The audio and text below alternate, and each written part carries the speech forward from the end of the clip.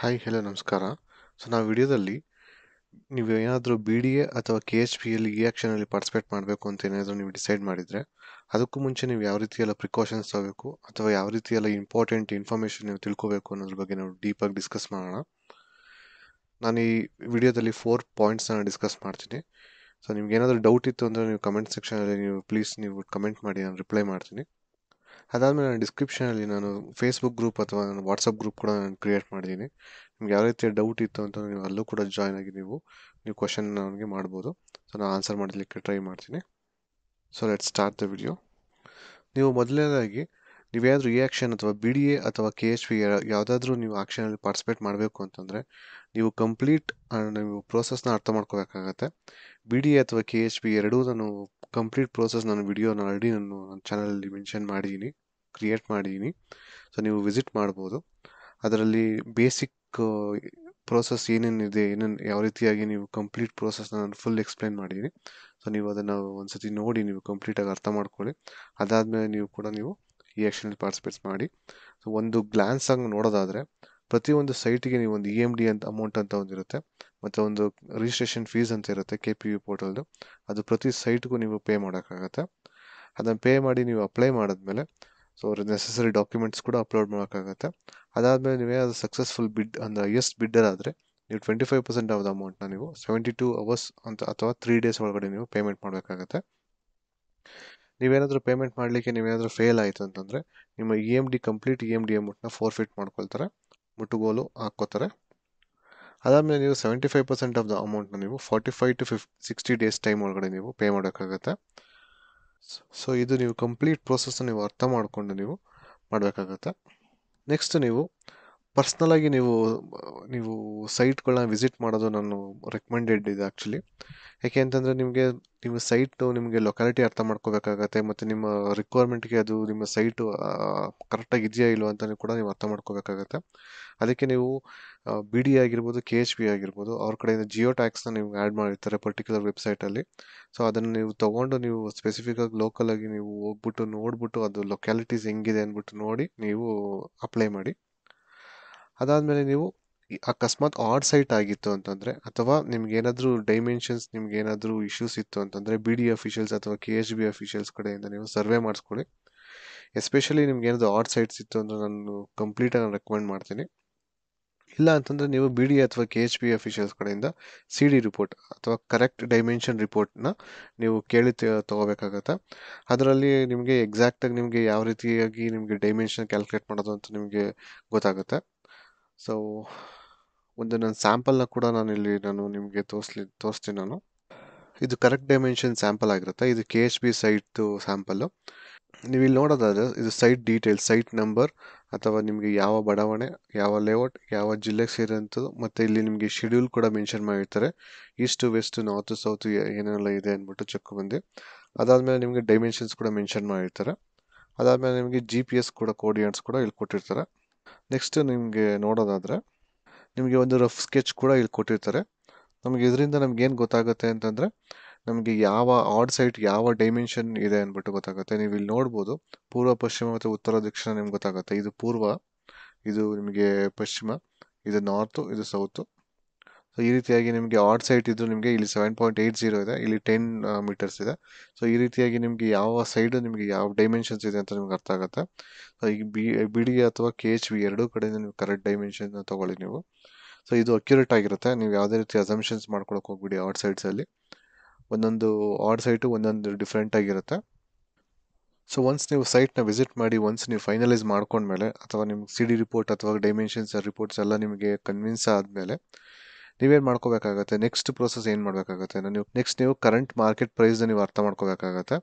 So ಇದನ್ನು ಇದು analysis ಮಾಡದೆ ನೀವು ಯಾವುದೇ ರೀತಿಯಾಗಿ ಈ ಆ್ಯಕ್ಷನ್ ಪಾರ್ಟಿಸಿಪೇಟ್ ಮಾಡಲಿಕ್ಕೆ ಹೋಗ್ಬೇಡಿ. ಇದು ನನ್ನ ಹೈಲಿ ರೆಕಮೆಂಡೆಡ್ ಸ್ಟೆಪ್ ಇದು. ಯಾಕೆ ಅಂತಂದರೆ ನಿಮಗೆ ಎಷ್ಟು ಬಿಡ್ ಮಾಡಬೇಕು, ಇದು ಅಕಸ್ಮಾತ್ ಇದೇನು ಅಕ್ರಾಸ್ ಇದು ಮಾರ್ಕೆಟ್ ಪ್ರೈಸ್ಗಿಂತ ಜಾಸ್ತಿ ಹೋಗ್ತಾ ಇದೆ ಅಂತಂದ್ರೆ ನೀವು ಆಕ್ಷನಲ್ಲಿ ಪಾರ್ಟಿಸಿಪೇಟ್ ಮಾಡಿ ತೊಗೊಳೋದ್ರಲ್ಲಿ ಯಾವುದೇ ರೀತಿಯ ನಿಮಗೆ ವರ್ತಿರೋದಿಲ್ಲ. ಸೊ ಎಷ್ಟೊಂದು ಜನ ಇದನ್ನು ಮಾರ್ಕೆಟ್ ಪ್ರೈಸ್ ಅನಾಲಿಸಿಸ್ ಮಾಡಿದಾಗಿ ಓವರ್ ಪ್ರೈಸ್ ಎಲ್ಲ ಪೇ ಮಾಡ್ತಿರ್ತಾರೆ. ಸೊ ಅದಕ್ಕೋಸ್ಕರ ನಾನು ಹೈಲಿ ರೆಕಮೆಂಡ್ ಮಾಡ್ತೀನಿ. ಸೊ ನೀವು ಇದನ್ನು ಆನ್ಲೈನಲ್ಲಿ ಕೂಡ ನೀವು ನೋಡ್ಬೋದು. ಯಾವುದೇ ರೀತಿ ರಿಯಲ್ ಎಸ್ಟೇಟ್ ವೆಬ್ಸೈಟಲ್ಲಿ ನೀವು ಪ್ರೈಸಸ್ನ ಚೆಕ್ ಮಾಡ್ಕೋಬೋದು, ಅಥವಾ ನಾನು ಪ್ರೀವಿಯಸ್ ಆಕ್ಷನ್ಸ್ದು ಎಲ್ಲ ಫೈನಲ್ ಬಿಡ್ ಪ್ರೈಸಸ್ನ ಅನಾಲಿಸಿಸ್ ಮಾಡಿದ್ದೀನಿ ನನ್ನ ಚಾನಲಲ್ಲಿ ನಾನು ಆಲ್ರೆಡಿ ಅಪ್ಲೋಡ್ ಮಾಡಿದ್ದೀನಿ. ಅದನ್ನು ಕೂಡ ನೀವು ಚೆಕ್ ಮಾಡ್ಬೋದು. ಅದಾದಮೇಲೆ ನೀವು ಪ್ಲಾನ್ ಯುವರ್ ಬಜೆಟ್. ನಿಮ್ಮದು ಬಜೆಟ್ ಎಷ್ಟಿದೆ ಮತ್ತು ನೀವು ಲೋನ್ಗೆ ಎಷ್ಟು ಹೋಗಬೇಕು ಅಂತಿದ್ರೆ ಅದರ ಕಂಪ್ಲೀಟ್ ನೀವು ಬಜೆಟ್ನ ಪ್ಲಾನ್ ಮಾಡ್ಕೊಳ್ಳಿ. ನೀವು ಈ ಆಕ್ಷನ್ ಫೈನಲ್ ನೀವು ಅಪ್ಲೈ ಮಾಡಲಿಕ್ಕೂ ಮುಂಚೆ ನೀವು ಎಲ್ಲನೂ ಪ್ಲಾನ್ ಮಾಡ್ಕೊಳ್ಳಿ. ಕರೆಂಟ್ ಮಾರ್ಕೆಟ್ ಪ್ರೈಸ್ ಎಷ್ಟು ಹೋಗ್ತಾ ಇದೆ, ಮತ್ತು ನಿಮಗೆ ಬಜೆಟ್ ಎಷ್ಟಿದೆ, ಮತ್ತು ನೀವು ಫೈನಲ್ ಈ ಆಕ್ಷನ್ ಪ್ರೈಸಸ್ನ ಕೂಡ ನೋಡಿಬಿಟ್ಟು ನೀವು ಅದಾದಮೇಲೆ ನಿಮಗೆ ಲೊಕ್ಯಾಲಿಟೀಸ್ ಕೂಡ ಮ್ಯಾಟ್ರ್ ಆಗುತ್ತೆ. ಸೊ ಈಗ ನೀವು ಯಾವುದೇ ರೀತಿಯ ಒಂದು ಪ್ರೈಸಸ್ಗಳು ನಿಮಗೆ ಸೈಟಲ್ಲಿ ನಿಮಗೆ ರೋಡ್ ವಿಡ್ತ್ ಇರ್ಬೋದು, ಅಥವಾ ಕಮರ್ಷಿಯಲ್ ಅಥವಾ ಸೆಮಿ ಕಮರ್ಷಿಯಲ್ ಇರ್ಬೋದು, ಅಥವಾ ಸೈಟ್ ಫೇಸಿಂಗ್ ಇರ್ಬೋದು, ಇವೆಲ್ಲ ನಿಮಗೆ ಪ್ಯಾರಾಮೀಟರ್ಸ್ ನಿಮಗೆ ಪ್ರೈಸಸ್ನ ನಿಮಗೆ ಕ್ಯಾಲ್ಕುಲೇಟ್ ಮಾಡಲಿಕ್ಕೆ ನಿಮ್ಗೆ ಹೆಲ್ಪ್ ಮಾಡುತ್ತೆ. ಇವೆಲ್ಲ ಪ್ಯಾರಾಮೀಟರ್ಸ್ ನಿಮಗೆ ಒಂದು ಸೈಟ್ ವ್ಯಾಲ್ಯೂನ ಇನ್ಕ್ರೀಸ್ ಮಾಡುತ್ತೆ ಅಥವಾ ಡಿಕ್ರೀಸ್ ಮಾಡುತ್ತೆ. ಸೊ ಅದನ್ನು ಕೂಡ ನೀವು ಸೂಕ್ಷ್ಮವಾಗಿ ಕನ್ಸಿಡರ್ ಮಾಡ್ಕೊಳ್ಳಿ. ಅದಾದಮೇಲೆ ನೀವು ಲೈವ್ ರಿಯಾಕ್ಷನ್ ರೂಲ್ಸ್ನ ನೀವು ತಿಳ್ಕೊಬೇಕಾಗತ್ತೆ.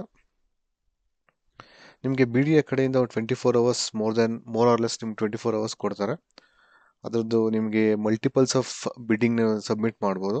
ಸೊ ನನಗೆ ಪದೇ ಪದೇ ಕಾಲ್ ಮಾಡಿ ಕೇಳ್ತಾರೆ, ಇದು ಒಂದೇ ಸತಿ ಬಿಡ್ ಸಬ್ಮಿಟ್ ಮಾಡಬೇಕಾ ಅಥವಾ ಮಲ್ಟಿಪಲ್ ಬಿಡ್ ಸಬ್ಮಿಟ್ ಮಾಡ್ಬೋದು ಅಂದ್ಬಿಟ್ಟು. ಇದು ಲೈವ್ ರಿಯಾಕ್ಷನ್ ಆಗಿರುತ್ತೆ. ನೀವು ಎಷ್ಟೇ ಮಲ್ಟಿಪಲ್ ಆಫ್ ಬಿಡ್ನ ನೀವು ಕೂಡ ನೀವು ಸಬ್ಮಿಟ್ ಮಾಡ್ಬೋದು. ಅದಾದಮೇಲೆ ನೀವು ಡೆಲ್ಟಾ ಟೈಮ್ ಅಂದರೆ ಏನಂತ ಅರ್ಥ ಮಾಡ್ಕೋಬೇಕಾಗತ್ತೆ. ನಿಮಗೆ ಈ ಆಕ್ಷನ್ ಎಂಡ್ ಆಗೋ ಟೈಮಲ್ಲಿ ನಿಮಗೆ ಲಾಸ್ಟ್ 5 ಮಿನಿಟ್ಸ್ ನಿಮಗೆ ಡೆಲ್ಟಾ ಟೈಮ್ ಸ್ಟಾರ್ಟ್ ಆಗುತ್ತೆ. ಅಂದರೆ ಆ ಡೆಲ್ಟಾ ಟೈಮಲ್ಲಿ ಯಾರಾದರೂ ಬಿಡ್ ಮಾಡಿದ್ರೆ ಮತ್ತೆ ಅವರಿಗೆ next 5 minutes delta time start ಆಗುತ್ತೆ. ಸೊ ಆ ರೀತಿಯಾಗಿ ಯಾರೇ ಆ ಬಿಡ್ಡಲ್ಲಿ ಇರೋವಂಥ ಯಾರು ನಿಮಗೆ ಕಾಲ್ ಮಾಡ್ತಾ ಇದ್ರು ಆ 5 ಮಿನಿಟ್ಸ್ ಹಂಗೆ ಎಕ್ಸ್ಟೆಂಡ್ ಆಗ್ತಾ ಹೋಗುತ್ತೆ. ಅದು ಒನ್ಸ್ ಎಂಡ್ ಆದಮೇಲೆ ನಿಮಗೆ ಕ್ಲೋಸ್ ಆಗೋದು. ಸೊ ನೀವು ಡೆಲ್ಟಾ ಟೈಮಲ್ಲಿ 5 ಮಿನಿಟ್ಸ್ ಮಾತ್ರ ಇರೋದ್ರಿಂದ ನೀವು ಕ್ವಿಕ್ಕಾಗಿ ನೀವು ಬಿಡ್ ಪ್ರೈಸ್ನ ಕ್ಯಾಲ್ಕುಲೇಟ್ ಮಾಡಬೇಕಾಗತ್ತೆ. ಸೊ ಅದಕ್ಕೆ ನಾನು ಒಂದು ಎಕ್ಸೆಲ್ ಶೀಟ್ನ ನಾನು ರೆಫರಲ್ ಆಗಿ ನಾನು ಡಿಸ್ಕ್ರಿಪ್ಷನಲ್ಲಿ ಮೆನ್ಷನ್ ಮಾಡಿರ್ತೀನಿ. ಅದನ್ನು ಕೂಡ ನೀವು ಚೆಕ್ಔಟ್ ಮಾಡಿ. ನೀವು ಅದನ್ನು ಯಾವ ರೀತಿಯಾಗಿ ಯೂಸ್ ಮಾಡಬೇಕು ಅಂತಂದರೆ, ಸೊ ಇದು ನನ್ನ ರೆಫರೆನ್ಸ್ಗೋಸ್ಕರ ನಾನು ಮಾಡ್ಕೊಂಡಿರೋಂಥ ಎಕ್ಸೆಲ್ ಶೀಟು. ಸೊ ಡೆಲ್ಟಾ ಟೈಮಲ್ಲಿ ಇದು ತುಂಬ ಹೆಲ್ಪ್ಫುಲ್ ಆಗುತ್ತೆ. ಸೊ ಯಾಕೆ ಅಂತಂದರೆ ನಿಮಗೆ 5 ಮಿನಿಟ್ಸಲ್ಲಿ ನೀವು ಎಲ್ಲ ಕ್ಯಾಲ್ಕುಲೇಟ್ ಮಾಡಿ, ನೀವು ಟೋಟಲ್ ಪ್ರೈಸ್ ಎಷ್ಟಾಗಿದೆ ಅಂತ ಕ್ಯಾಲ್ಕುಲೇಟ್ ಮಾಡಿ, ಮತ್ತೆ ನೀವು ಇನ್ನೊಂದು ಬಿಡ್ ಸಬ್ಮಿಟ್ ಮಾಡಬೇಕಾ ಮಾಡಬಾರ್ದಾ ಅಂತ ನಿಮಗೆ ಕ್ಯಾಲ್ಕುಲೇಟ್ ಮಾಡೋಕ್ಕೆ ಇದು ತುಂಬ ಹೆಲ್ಪ್ಫುಲ್ ಆಗುತ್ತೆ. ಸೊ ನಾನು ಈ ಎಕ್ಸೆಲ್ ಶೀಟ್ನ ಕೂಡ ನಾನು ಡಿಸ್ಕ್ರಿಪ್ಷನಲ್ಲಿ ಮೆನ್ಷನ್ ಮಾಡಿರ್ತೀನಿ. So make use of this. ನಿಮಗೆ ಇಲ್ಲಿ ಫಸ್ಟ್ ನೀವು ಪ್ಲಾಟ್ ನಂಬರ್ನ ಎಂಟರ್ ಮಾಡ್ಕೊಳ್ಳಿ. ನಿಮ್ದು ಏನಾದರೂ ಮಲ್ಟಿಪಲ್ ಇತ್ತು ಅಂತಂದರೆ ನೀವು ಇನ್ನೊಂದು ರೋ ಕ್ರಿಯೇಟ್ ಮಾಡ್ಕೋಬೋದು. ಸೇಮ್ ಎಕ್ಸಾಕ್ಟ್ ಕಾಪಿ ಪೇಸ್ಟ್ ಮಾಡ್ಕೊಳ್ಳಿ. ಇಲ್ಲಿ ಲೇಔಟ್ ನೇಮ್ ಹಾಕೊಳ್ಳಿ. ಇಲ್ಲಿ ಮತ್ತು ನಿಮ್ಮ ಡೈಮೆನ್ಷನ್ ಇನ್ ಸ್ಕ್ವೇರ್ ಮೀಟರ್ ಇರುತ್ತಲ್ಲ ನಿಮ್ಮ ನೋಟಿಫಿಕೇಶನಲ್ಲಿ, ಅದನ್ನು ಇಲ್ಲಿ ಮೆನ್ಷನ್ ಮಾಡ್ಕೊಳ್ಳಿ. ಮತ್ತು ಇವಾಗ ಎಕ್ಸಾಕ್ಟ್ ಕರೆಂಟ್ ನಿಮಗೆ ಈಗ ನಿಮಗೆ ಲೈವಲ್ಲಿ ಏನು ಪ್ರೈಸ್ ನಡೀತಾ ಇದೆ ಸ್ಕ್ವೇರ್ ಮೀಟರ್ಗೆ, 1 ಸ್ಕ್ವೇರ್ ಮೀಟರ್ಗೆ, ಅದನ್ನು ಇಲ್ಲಿ ಮೆನ್ಷನ್ ಮಾಡ್ಕೊಳ್ಳಿ. ನಾನು ಇಲ್ಲಿ 1,16,000 ನಾನು ಇಲ್ಲಿ ಮೆನ್ಷನ್ ಮಾಡಿದ್ದೀನಿ. ಅದಾದಮೇಲೆ ಇಲ್ಲಿ ನಿಮಗೆ ಆಟೋಮೆಟಿಕ್ಕಾಗಿ ಇದು ಡೈಮೆನ್ಷನ್ ಇನ್ ಸ್ಕ್ವೇರ್ ಫೀಟ್ ಕ್ಯಾಲ್ಕುಲೇಟ್ ಮಾಡುತ್ತೆ, ಮತ್ತು ಪ್ರೈಸ್ ಫರ್ ಸ್ಕ್ವೇರ್ ಫೀಟ್ ಕೂಡ ಇಲ್ಲಿ ಕ್ಯಾಲ್ಕುಲೇಟ್ ಮಾಡುತ್ತೆ. ಅದಾದಮೇಲೆ ನೀವು ಇಲ್ಲಿ ಸ್ವಲ್ಪ ಹಾರಿಜಾಂಟಲ್ ಸ್ಕ್ರಾಲ್ ಮಾಡಿದಾಗ ನಿಮಗೆ ಇನ್ನೂ 2-3 ಪ್ಯಾರಾಮೀಟರ್ ಇರುತ್ತೆ. ಇಲ್ಲಿ ಟೋಟಲ್ ಕಾಸ್ಟ್ ಇರುತ್ತೆ. ಅಂದರೆ ನಿಮಗೆ ಸೈಟ್ಗೆ ಎಷ್ಟು ಕಾಸ್ಟ್ ಆಗ್ತಿದೆ ಅನ್ನೋದು ಕೂಡ ಇಲ್ಲಿ ಸಿಗುತ್ತೆ. ಇದು ಪ್ರೈಸ್ ಪರ್ ಸ್ಕ್ವೇರ್ ಫೀಟ್ ಆಗಿರುತ್ತೆ.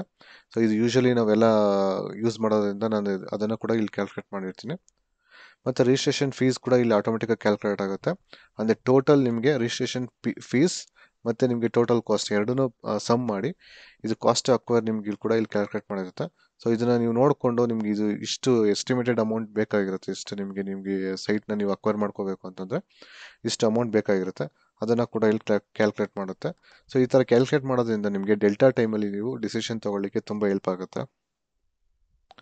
ಸೊ ಈ ಎಕ್ಸೆಲ್ ಶೀಟ್ನ ನೀವು ಬೇಕಂದರೆ ಕ್ಲೋನ್ ಮಾಡಿಕೊಂಡು ಅಥವಾ ಕಾಪಿ ಮಾಡಿಕೊಂಡು ನೀವು ಇದನ್ನು ಯೂಸ್ ಮಾಡ್ಬೋದು.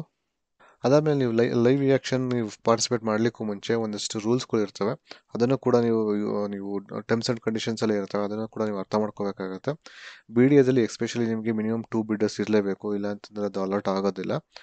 10% ಅಪ್ರಿಷಿಯೇಷನ್ ಆಗಬೇಕು. ಇನಿಷಿಯಲ್ ಬಿಡ್ ಪ್ರೈಸ್ ಏನಿರುತ್ತೆ ಅದ್ರ ಮೇಲೆ 10% ಅಪ್ರಿಷಿಯೇಷನ್ ಆಗಲೇಬೇಕು. ಇಲ್ಲ ಅಂತಂದರೆ ನಿಮಗೆ ಸೈಟ್ನಲ್ಲಿ ನಿಮಗೆ ಅಲಾಟ್ ಮಾಡಿಕೊಡೋದಿಲ್ಲ ಬಿ ಡಿ ಎ ಕಡೆಯಿಂದ. ಕೆ ಎಚ್ ಬಿ ಕಡೆಯಿಂದ ಯಾವುದೇ ರೀತಿ ಆ ಥರ ರೂಲ್ಸ್ಗಳಿಲ್ಲ. ಸೊ ಅದ್ರ ಕೂಡ ಒಂದ್ಸತಿ ವೆರಿಫೈ ಮಾಡ್ಕೊಳ್ಳೋದು ಒಳ್ಳೆಯದು. ಸೊ ಇಷ್ಟು ಪಾಯಿಂಟ್ನ ನೀವು ಈ ಆಕ್ಷನ್ ಪಾರ್ಟಿಸಿಪೇಟ್ ಮಾಡಲಿಕ್ಕೂ ಮುಂಚೆ ನೀವು ಅರ್ಥ ಮಾಡಿಕೊಂಡು ನೀವು ಪಾರ್ಟಿಸಿಪೇಟ್ ಮಾಡಬೇಕಾಗಿ ನಾನು ಹೈಲಿ ರೆಕಮೆಂಡ್ ಮಾಡ್ತೀನಿ. Thank you for watching this video. Please like, share this video. Thank you.